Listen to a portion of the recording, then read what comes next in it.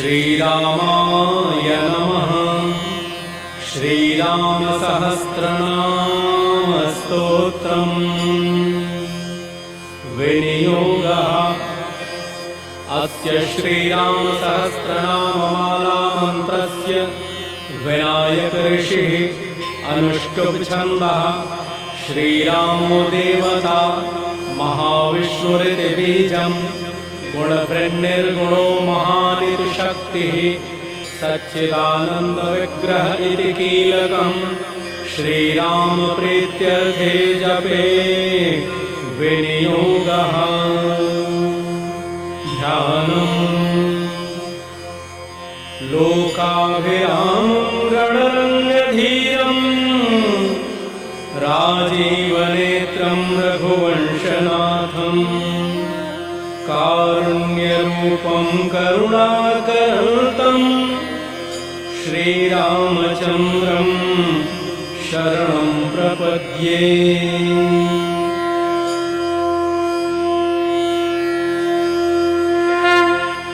स्तोत्रम् राजीवलोचनः श्रीमान् श्रीरामो रघुपुङ्गवः रामभद्रः सदाचारो राजेन्द्रो जानकीपतिः अग्रगण्यो वरेण्यश्च वरदः परमेश्वरः जनार्दनोजितामित्रः परार्थैकप्रयोजनः विश्वामित्रप्रियोदान्तः शत्रुजिच्छत्रुतापनः सर्वज्ञः सर्वदेवादिः शरण्यो वालिमर्दनः ज्ञानभाव्यो परिच्छेद्यो वाग्मी सत्यव्रतः शुचिः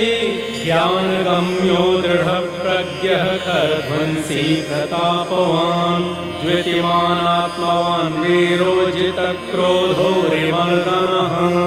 विश्वरूपो विशालाक्षः प्रभुः परिवृढो दृढः ईशः खड्गधरः श्रीमान् कौसलेयो नसूयकः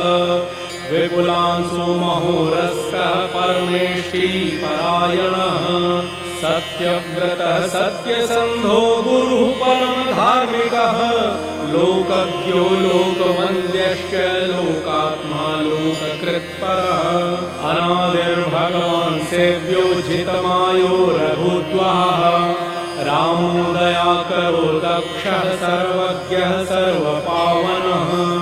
ब्रह्मण्यो नीतिमान् मुक्ता सर्वदेवमयो हरिः सुन्दरः पीतवासाश्च सूत्रकारः पुरातनः सौम्यो महर्षिः कूदण्डी सर्वज्ञः सर्वतोविदः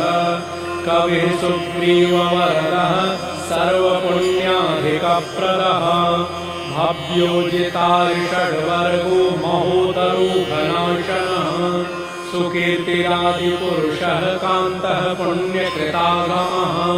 अकल्मश्चतुर्बाहुः सर्वावासो दुरासदः स्मृतिभाषेण वृत्तात्मा स्मृतिमान् वीर्यवान् प्रभुः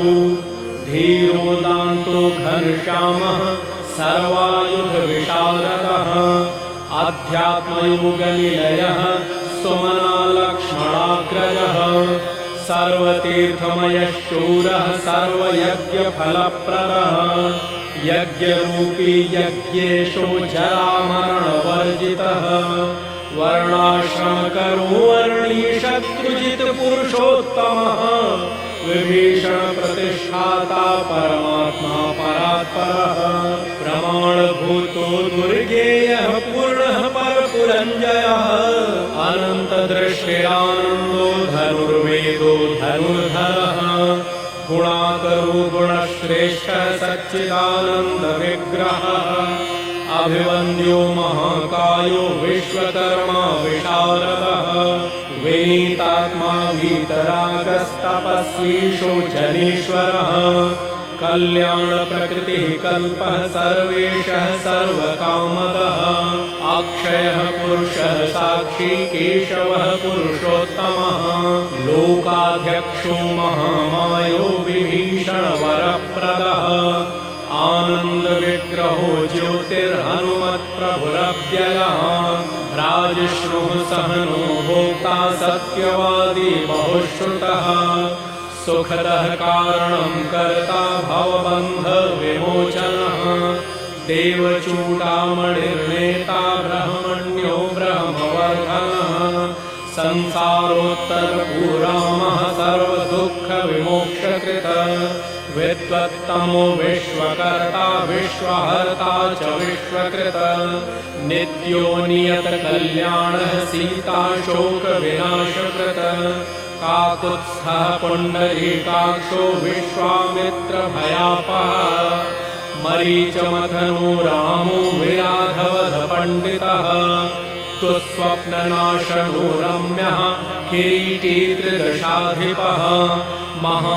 महाधनुर्महाकायो भीमो भीमपराक्रमः तत्त्वस्वरूपी तत्त्वज्ञस्तत्त्ववादी सुविक्रमः भूतात्मा भूतकृत् स्वामी कालज्ञानी महापटुः अनिर्विण्यो गुणग्राही निष्कलङ्कः कलङ्कः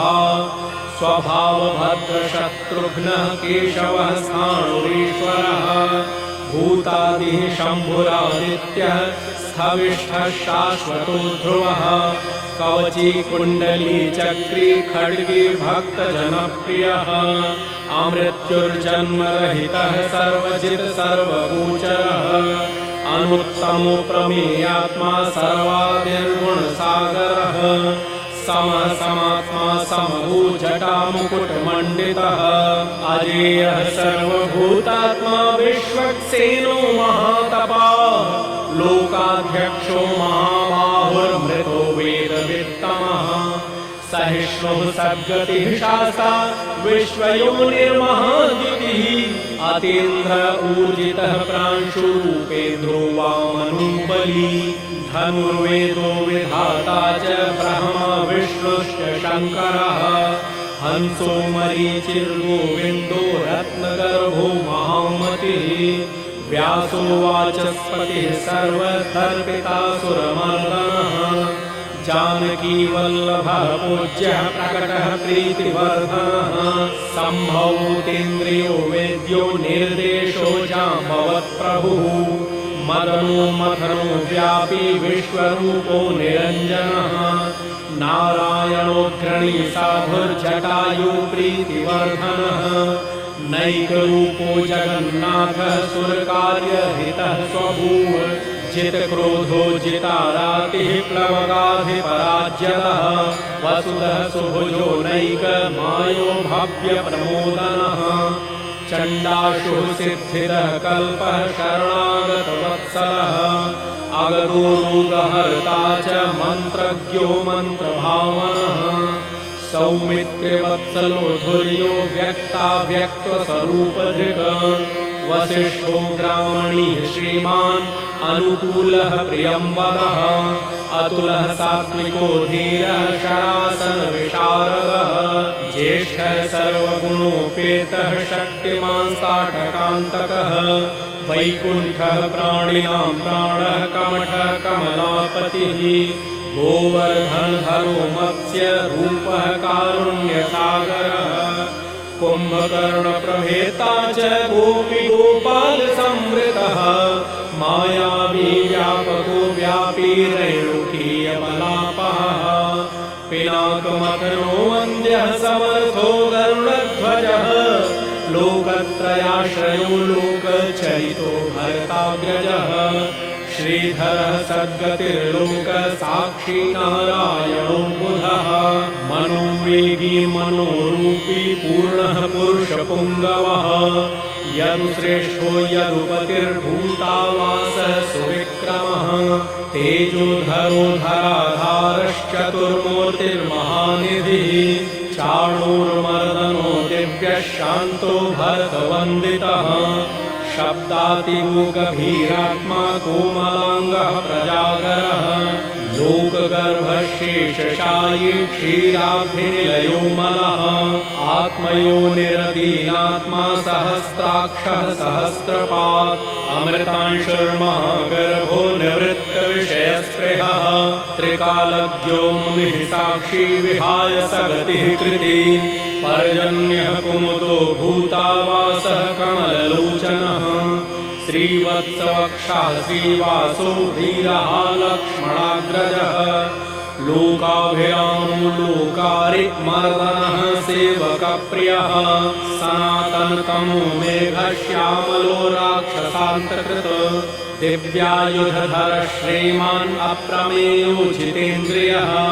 भूदेववन्द्यो जनकप्रियकृतप्रपितामहः उत्तमः सात्विकः सत्यः सत्यसन्धस्त्रिविक्रमः सुव्रतः सुलभः सूक्ष्मः सुघोषः सुखदः सुधीः दामोदरोच्युतः शार्ङ्गी वामनो मधुराधिपः देवकीनन्दनः शौरी शूरः कैटभमर्दनः सप्ततालप्रभेता च मित्रवंशप्रवर्धनः कालस्वरूपी कालात्मा कालः कल्याणदः कविः संवत्सरितुः पक्षो ह्ययनं दिवसो युगः सव्यो विविक्तो निर्लेपः सर्वव्यापी निराकुलः अनादिनिधनः सर्वलोकपूज्यो निरामयः रसूरसज्ञः सारथ्यो लोकसारो रसात्मकः सर्वदुःखातिगो विद्याराशिः परमगोचरः शेषो विशेषो विगतकल्मषो रघुनायकः वर्णश्रेष्ठो वर्णवाह्यो वर्ण्यो वर्ण्यगुरोज्ज्वलः कर्मस्याक्षमरश्रेष्ठो देवदेवः सुखप्रदः देवाधिदेवो देवर्षिर्देवासुरनमस्कृतः सर्वदेवमयश्चक्रे सारङ्गपाणिरभूत्तमः मनोबुद्धिरहङ्कारः प्रकृतिः पुरुषोऽव्ययः अहल्यापावनः स्वामी पितृभक्तो वरप्रदः न्यायो न्यायी नयी श्रीमान् नयो नगधरो ध्रुवः लक्ष्मी विश्वम्भरा भर्ता देवेन्द्रो बलिमर्दनः वाणारिमर्दनो यज्वानुत्तमो मुनिसेवितः देवाग्रणीः शिवध्यान तत्परः परमः परः सामगेयः प्रियो क्रूरः पुण्यकीर्तिस्तुलोचनः पुण्यः पुण्याधिकः पूर्वः पूर्णः पूरयिता रविः जटिलः कल्मषध्वान्तप्रभञ्जनविभावसुः अव्यक्तलक्षणो व्यक्तो दशास्य द्विपकेसरी कलानिधिः कलानाथो कमलानन्दवर्धनः जयी जितारिः सर्वादिः शमनो भवभञ्जनः अलङ्कारिष्णुः अचलो रोचिष्णु विक्रमोत्तमः आशुः शब्दपतिः शब्दागोचरो रञ्जनो रघुः निःशब्दः प्रणवो माली स्थूलः सूक्ष्मो विलक्षणः आत्मयोनिर्योनिश्च सप्तजिह्वः सहस्रपात् सनातनतमस्रग्द्वीपेशलोजविनाम्बरः शक्तिमान् शङ्खभृन्नाथः गदा पद्मरथाङ्गभृत् निरीहो निर्विकल्पश्च चिद्रूपो वीतसात्वसः सनातनः सहस्राक्षः शतमूर्तिर्धनप्रभः हृत्पुण्डरीकशयनः कठिनोद्रव एव च उग्रो ग्रहपतिः श्रीमान् समर्थो नर्धनाशनः अधर्मशत्रुरक्षोघ्नः पुरुहूतः पुरुश्रुतः ब्रह्मगर्भो बृहद्गर्भो धर्मधेनुर्धनागमः हिरण्यगर्भो ज्योतिष्मान् सुललाटः सुविक्रमः शिवपूजारतः श्रीमान् भवानी प्रियकृद्वशी नरुनारायणः श्यामः कपर्दी नीललोहितः रुद्रः पशुपतिः स्थाणुर्विश्वामित्रो द्विजेश्वरः मातामहो मातरिश्वाभिरञ्चो विष्करश्रवाः अक्षोभ्यः सर्वभूतानां चण्डः सत्यपराक्रमः वालखिल्यो महाकल्पः कल्पवृक्षः कलाधरः निदाघस्तपनुमुखषक्षणः परबलापहृत कबन्धमथनो देव्यः कम्बुग्रीव शिवप्रियः शङ्खो अनिलः सुनिष्पन्नः सुलभः शिशिरात्मकः असंसृष्टोतिथिः शूरः प्रमाथी पापनाशकृत वसुश्रवाः काव्यवाहः प्रतप्तो विश्वभोजनः रामो नीलोत्पलश्यामो ज्ञानस्कन्धो महाद्युतिः पवित्रपादः पापारिः मणिपूरो नभो गतिः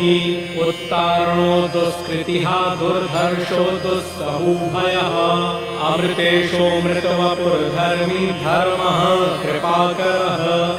भर्गो विवस्वानादित्यो योगाचार्यो दिवस्पतिः उदारकीर्तिः उद्योगी वाङ्मयः सदसन्मयः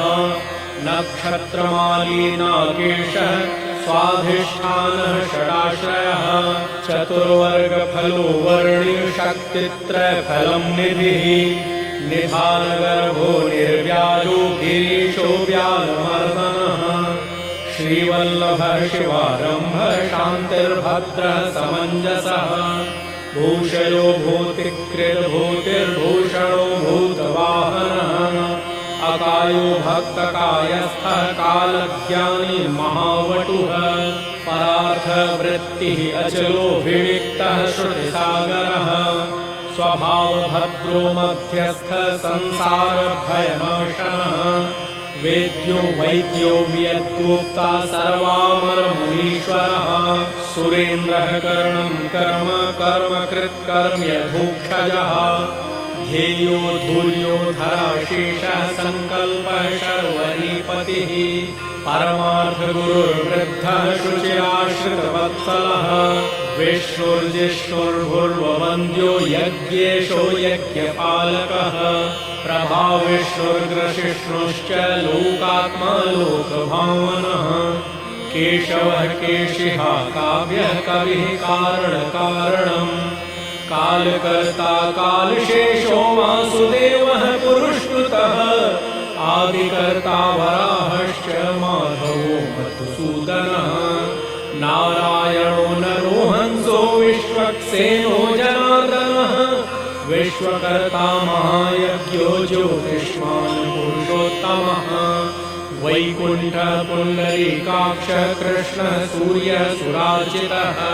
नारसिंहो महाभीमो वक्रदंशो नखायुधः आदिदेवो जगत्कर्ता योगीशो गरुडध्वजः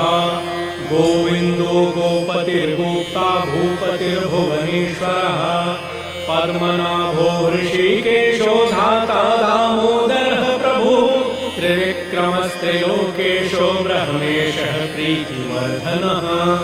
वामनो दुष्टदमनो गोविन्दो गोपवल्लभः भक्तप्रियोच्युतः सत्यः सत्यकीर्तिधृतिः स्मृतिः कारुण्यः करुणो व्यासः पापः शान्तिवर्धनः सन्न्यासी शास्त्रतत्त्वज्ञो मन्दरात्रिनिकेतनः बदरीनिलयः शान्तस्तपस्वी वैद्युतप्रभः भूतावासो गुहावासः श्रीनिवासः श्रियःपतिः तपोवासो मुदावासः सत्यवासः सनातनः पुरुषः पुष्करः पुण्यः पुष्कराक्षो महेश्वरः पूर्णमूर्तिः पुराणज्ञः पुण्यदः प्रीतिवर्धनः शङ्खी चक्री गदी शार्ङ्गी लाङ्गली मुसलीहली किरीटी कुण्डली हारी मेखली कवची ध्वजी योद्धा जेता महावीर्यः शत्रुमिच्छत्रुतापनः शास्ता शास्त्रकरः शास्त्रं शङ्करः शङ्करस्तुतः सारथि सात्विकः स्वामी सामवेदप्रियः समः पवनः सहतः शक्तिः सम्पूर्णाङ्कः समृद्धिमान् स्वर्गतः कामदः श्रीतः कीर्तिलोकीर्तिनाशनः मोक्षदः पुण्डरीकाक्षः क्षीराब्धिकृतकीर्तनः सर्वात्मा सर्वलोकेशः प्रेरकः पापनाशनः सर्वव्यापी जगन्नाथ सर्वलोकमहेश्वरः सर्गस्थित्यन्तकृद्देव सर्वलोकसुखावहः अक्षयः शाश्वतोऽनन्तः क्षयवृद्धिविवर्जितः निर्लेपो निर्गुणः सूक्ष्मो निर्विकारो निरञ्जनः सर्वोपाधिविर्मुक्तः सत्तामात्रव्यवस्थितः अधिकारी विभुर्नित्यः परमात्मा सनातनः अचलो निर्मलो व्यापी नित्यतृप्तो निराश्रयः श्यामो युवा लोहिताक्षो दीप्तास्योमितभाषणः आजानबाहुः सुमुखः सिंहस्कन्धो महाभुजः सत्यवान् गुणसम्पन्नः स्वयं तेजासुदीप्तवान् कालात्मा भगवान् कालः कालचक्रप्रवर्तकः नारायणः परञ्ज्योतिः परमात्मा सनातनः विश्वशृङ्ग विश्वगोप्ता च विश्वभोक्ता च शाश्वतः विश्वेश्वरो विश्वमूर्तिर्विश्वात्मा विश्वभावनः सर्वभूतस्वेच्छान्तः सर्वभूतानुकम्पनः सर्वेश्वरेश्वरः सर्वः श्रीमानाश्रितवत्सलः सर्वगः सर्वभूतेशः सर्वभूताश्रयस्थितः अभ्यन्तरस्थस्तमः सश्चेता नारायणः परः अनादिनिधनः स्रष्टा प्रजापतिपतिर्हरिः नरसिंहो ऋषिकेशः सर्वात्मा सर्वदृक्वशी जगतः तस्तुथश्चैव प्रभुर्नेता सनातनः कर्ता धाता विधाता च सर्वेषां प्रभुरीश्वरः सहस्रमूर्तिर्विश्वात्मा विष्णुर्विश्वदृगव्ययः पुराणपुरुषः स्रष्टा सहस्राक्षः सहस्रपात् तत्त्वं नारायणो विष्णुर्वासुदेवः सनातनः परमात्मा परं ब्रह्म सच्चिदानन्दविग्रहः परं ज्योतिः परं धाम पराकाशः परात्परः अच्युतः पुरुषः कृष्णः शाश्वतः शिव ईश्वरः नित्यः सर्वगतः स्थाणुः उग्रः साक्षी प्रजापतिः हिरण्यगर्भः सविता लोककृल्लोकभृद्विभुः रामः श्रीमान् महाविष्णुर्जिष्णुर्देवहितावहः तत्त्वात्मा तारकं ब्रह्म शाश्वतः सर्वसिद्धिदः अकारवाच्यो भगवान् श्रीर्भूलीलापतिः पुमान् सर्वलोकेश्वरः श्रीमान् सर्वज्ञः सर्वतोमुखः स्वामी सुशीलः सुलभः सर्वज्ञः सर्वशक्तिमान् नित्यः सम्पूर्णकामश्च नैसर्गिकसुहृत्सुखी कृपापीयूषजलधिश्च शरण्यः सर्वदेहिनाम् श्रीमन्नारायणः स्वामी जगतां पतिश्वरः श्रीशः शरण्यो भूतानां संसृताभीष्टदायकः अनन्तः श्रीपतिरामो गुणभृन्निर्गुणो महान् इति श्रीआनन्दरामायणे वाल्मीकीये श्रीरामसहस्रनामस्तोत्रम् सम्पूर्णम्।